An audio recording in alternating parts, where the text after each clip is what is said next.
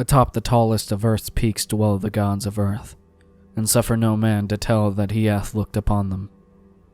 Lesser peaks they once inhabited, but ever the men from the plains would scale the slopes of rock and snow, driving the gods to higher and higher mountains, till now only the last remains. When they left their older peaks, they took with them all signs of themselves, save once, it is said, when they left to carve an image on the face of the mountain which they called Granic. But now they have betaken themselves to unknown Kadath, in the cold waste where no man treads, and are grown stern, having no higher peak where to flee at the coming of men. They are grown stern, and where once they suffered men to displace them, they now forbid men to come, or coming to depart. It is well for men that they know not of Kadath in the cold waste, else they would seek injudiciously to scale it. Sometimes, when earth's gods are homesick, they visit in the still night the peaks where once they dwelt, and weep softly as they try to play in the olden way on remembered slopes. Men have felt the tears of the gods on white-capped Therai, though they have thought it rain, and have heard the sighs of the gods in the plaintive dawn winds of Lyrion. In cloud ships, the gods are wont to travel, and wise cotters have legends that keep them from certain high peaks at night when it is cloudy, for the gods are not lenient as of old. In Ulthar, which lies beyond the river Sky, once dwelt an old man avid to behold the gods of earth, a man deeply learned in the 7 cryptical books of San, and familiar with the Nacodic manuscripts of distant and frozen Lemur. His name was Barzai the Wise, and the villagers tell of how he went up a mountain on the night of the strange eclipse. Barzai knew so much of the gods that he could tell of their comings and goings, and guessed so many of their secrets that he was deemed half a god himself. It was he who wisely advised the burgesses of Ulthar when they passed their remarkable law against the slaying of cats, and who first told the young priest Atal where it is the black cats go at midnight on St. John's Eve.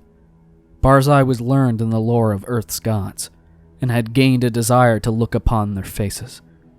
He believed that his great secret knowledge of gods could shield him from their wrath, so resolved to go up to the summit of high and rocky Hathig Kla on a night when he knew the gods would be there. Hathig Kla is far in the stony desert beyond Hathig, for which it is named, and rises like a rock statue in a silent temple. Around its peak the mists play always mournfully, for mists are the memories of the gods, and the gods loved Hathig Kla when they dwelt upon it in the old days. Often the gods of earth visit Hathig Kla in their ships of cloud, casting pale vapors over the slopes, as they dance reminiscently on the summit under a clear moon. The villagers of Hathig say it is ill to climb Hathig Kla at any time, and deadly to climb it by night when pale vapors hide the summit and the moon. But Barzai heeded them not when he came from neighboring Ulthar with the young priest Atal, who was his disciple.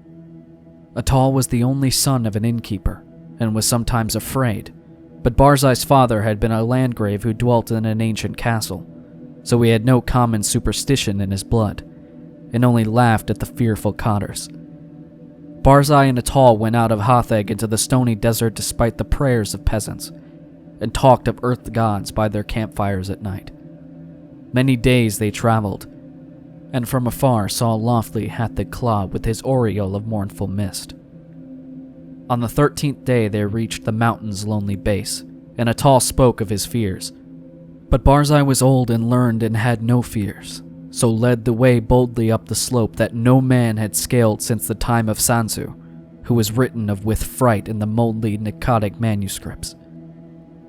The way was rocky, and made perilous by chasms, cliffs, and falling stones. Later it grew cold and snowy, and Barzai and Atal often slipped and fell as they hewed and plodded upward with staves and axes. Finally, the air grew thin, and the sky changed color, and the climbers found it hard to breathe. But still, they toiled up and up, marveling at the strangeness of the scene and thrilling at the thought of what would happen on the summit when the moon was out and the pale vapors spread around. For 3 days they climbed higher, higher, and higher toward the roof of the world. Then they camped to wait for the clouding of the moon. For 4 nights no clouds came, and the moon shone down cold through the thin, mournful mist around the silent pinnacle. Then, on the 5th night, which was the night of the full moon, Barzai saw some dense clouds far to the north, and stayed up with Atal to watch them draw near. Thick and majestic they sailed, slowly and deliberately onward, ranging themselves around the peak high above the watchers, then hiding the moon and the summit from view. For a long hour the watchers gazed whilst the vapor swirled and the screen of clouds grew thicker and more restless. Barzai was wise in the lore of the earth gods, and listened hard for certain sounds, but Atal felt the chill of the vapors and the awe of the night, and feared much. When Barzai began to climb higher and beckon eagerly, it was long before Atal would follow. So thick were the vapors that the way was hard, and though Atal followed on at last, he could scarce see the gray shape of Barzai in the dim slope above in the clouded moonlight. Barzai forged very far ahead, and seemed despite his age to climb more easily than Atal, fearing not the steepness that began to grow too great for any save a strong and dauntless man, nor pausing at wide black chasms that Atal scarce could leap. And so they went up widely over rocks and gulfs, slipping and stumbling, and sometimes awed at the vastness and horrible silence of bleak ice pinnacles and mute granite steeps. Very suddenly Barzai went out of Atal's sight, scaling a hideous cliff that seemed to bulge outward and block the path for any climber not inspired of Earth's gods. Atal was far below, and planning what he should do when he reached the place, when curiously he noticed that the light had grown strong, as if the cloudless peak and moonlit meeting place of the gods were very near. And as he scrambled on toward the bulging cliff and litten sky, he felt fears more shocking than any he had known before. Then, through the high mist, he heard the voice of unseen Barzai, shouting wildly in delight. "I have heard the gods. I have heard Earth's gods singing in reverie on Hathakla. The voices of Earth's gods are known to Barzai the prophet. The mists are thin, and the moon is bright, and I shall see the gods dancing wildly on Hathakla that they loved in youth. The wisdom of Barzai hath made him greater than Earth's gods, and against his will their spells and barriers are as naught. Barzai will behold the gods, the proud gods, the secret gods, the gods of Earth who spurn the sight of men."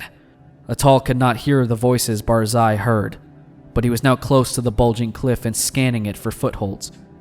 Then he heard Barzai's voice grow shriller and louder. "The mists are very thin, and the moon casts shadows on the slope. The voices of Earth's gods are high and wild. The fear the coming of Barzai the wise, who is greater than they. The moon's light flickers as Earth gods dance against it. I shall see the dancing forms of the gods that leap and howl in the moonlight. The light is dimmer, and the gods are afraid."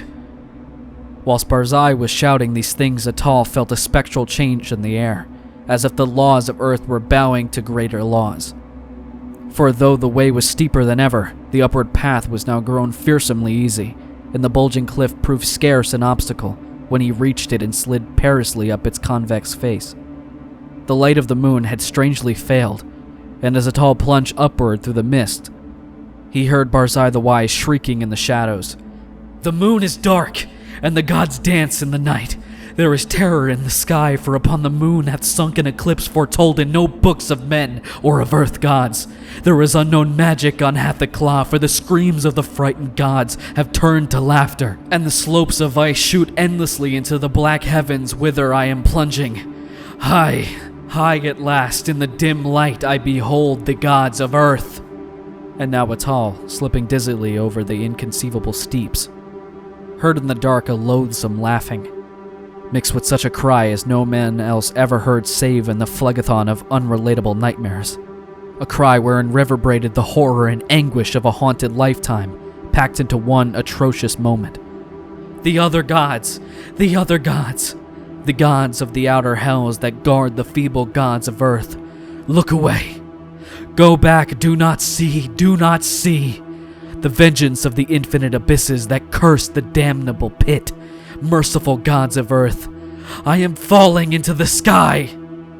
And as Atal shut his eyes and stopped his ears, and tried to jump downward against the frightful pull from the unknown heights, there resounded on Hathaclaw that terrible peal of thunder, which awakened the good cotters of plains, and the honest burgesses of Hathach in Nir and Ulthar, and caused them to behold through the clouds that strange eclipse of the moon that no book ever predicted. And when the moon came out at last, Atal was safe on the lower snows of the mountain, without sight of Earth's gods, or of the other gods. Now it is told in the moldy Nicotic manuscripts that Sanzu found naught but the wordless ice and rock when he climbed Hathaclaw in the youth of the world. Yet when the men of Ulthar and Nir and Hathig crushed their fears and scaled that haunted steep by day in search of Barzai the Wise, they found graven in the naked stone of the summit a curious and cyclopean symbol 50 cubits wide, as if the rock had been riven by some titanic chisel. And the symbol was like to one that learned men have discerned in those frightful parts of Nicotic manuscripts which are too ancient to be read. This they found. Barzai the Wise they never found, nor could the holy priest Atal ever be persuaded to pray for his soul's repose. Moreover, to this day the people of Ulthar and Nir and Hathach fear eclipses, and pray by night when pale vapors hide the mountain top and the moon. And above the midst of Hathaclaw, Earth's gods sometimes dance reminiscently, for they know they are safe, and love to come from unknown Kadath and ships of cloud and play in the olden way, as they did when Earth was new, and men not given to the climbing of inaccessible places.